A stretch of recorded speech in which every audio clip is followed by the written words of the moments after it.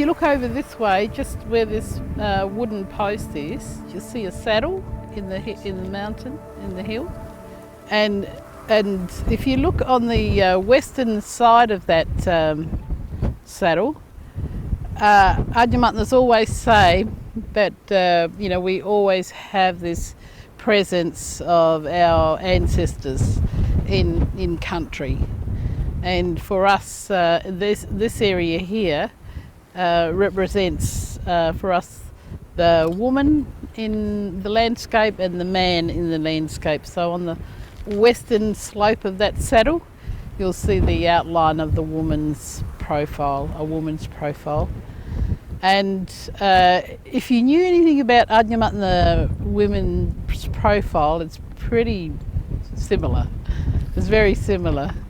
And also then coming up over that hill a bit, and you see another little like a dip V-shaped saddle, not so much a saddle but a little dip. And you see that there's another hill, and for us that's the profile of the face of a man looking towards the west in that one there. So for a lot of our people, they remind us of our ancestors who have gone on before us.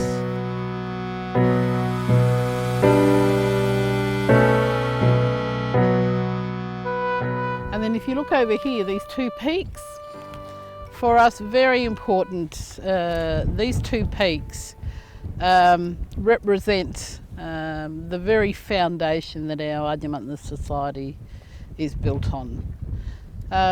They represent for all Adnyamatnas their moiety groups, and their moiety groups are their mother's line and their father's line, a bit like Yothi Yindi from up Yolngu country. And they represent for us our mother's line and our father's line. We have two moiety groups in our country, and they are Araru. Can you say Araru? Araru. Yep. Araru. They're the north wind. They're the north wind. And then the southernmost peak, the south, is Mathuri. Can you say Mathuri? Mathuri. Yep, they're the south wind. The south wind. In Adnyamatna society, our all children that are born take after their mother's ancestral line. So I'm Aradu, and I'm the north wind. So Candace, Joel and Shalanda, my children, they are Aradu. They are the north wind. My mother was north wind. That meant that my father was south wind. He was Mathuri.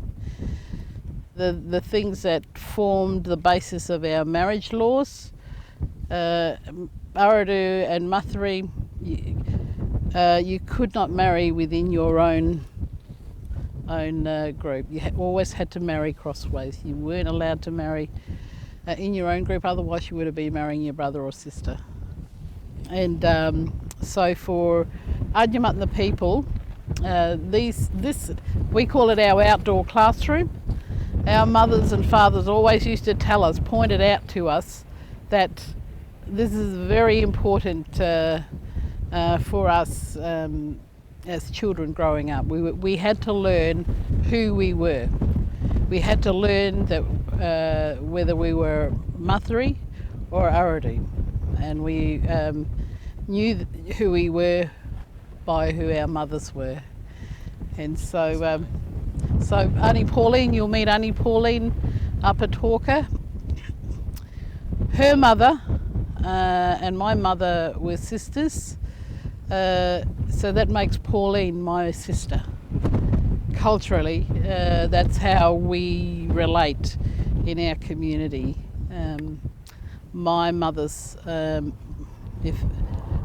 sisters were their children were all our brothers and sisters.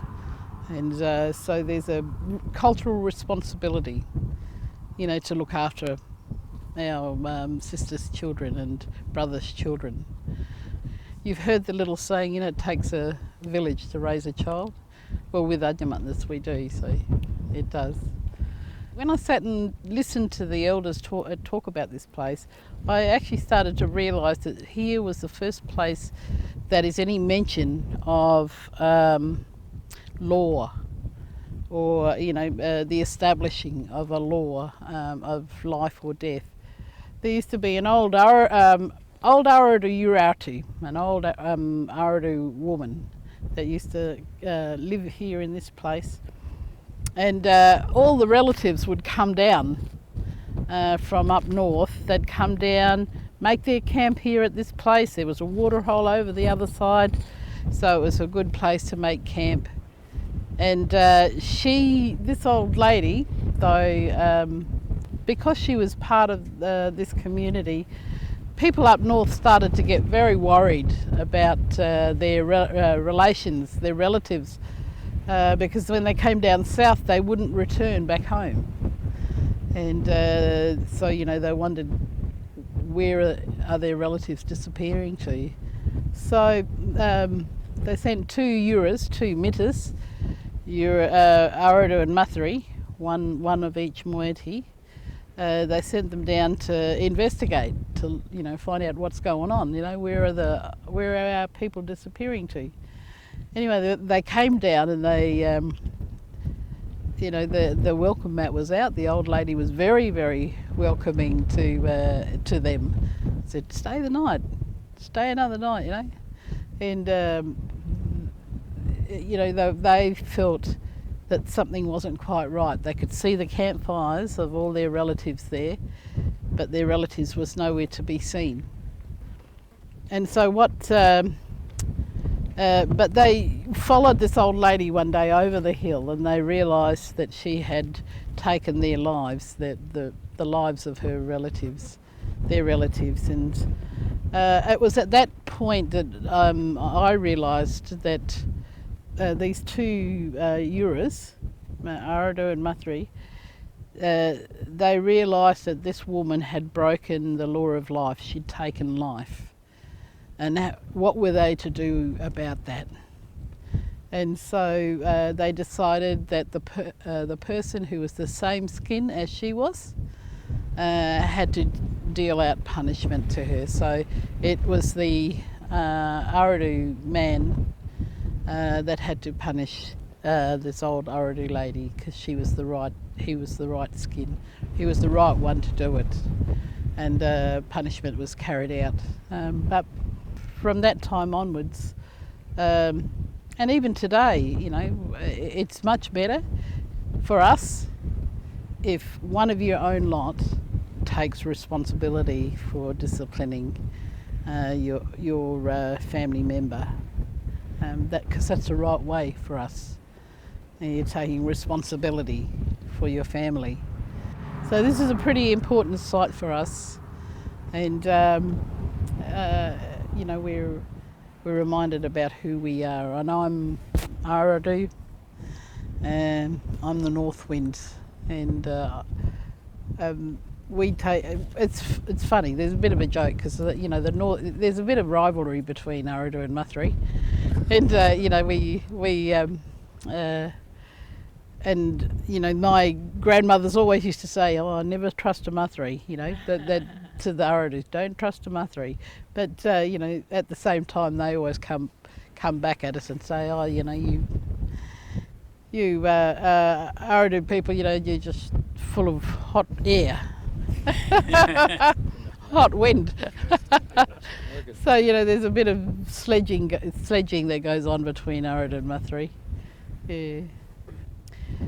When I'm bringing Uniting College students up here, I always tell them when they're coming back, this site will never be the same for them, because on the way up they didn't know the story to this place, but on the way back they knew the story to this place. And I started thinking about that in terms of symbolism and the cross. and how millions of people all over the world see this sign of the cross, and yet many don't know what the story is. And how are they going to find out what that story is? Someone who knows the story, we need to tell them. So, I always look at these things and I think, well, we can learn from that, and it's changed for you now. It's no longer just two hills sitting out in the middle of nowhere. There's a story to it.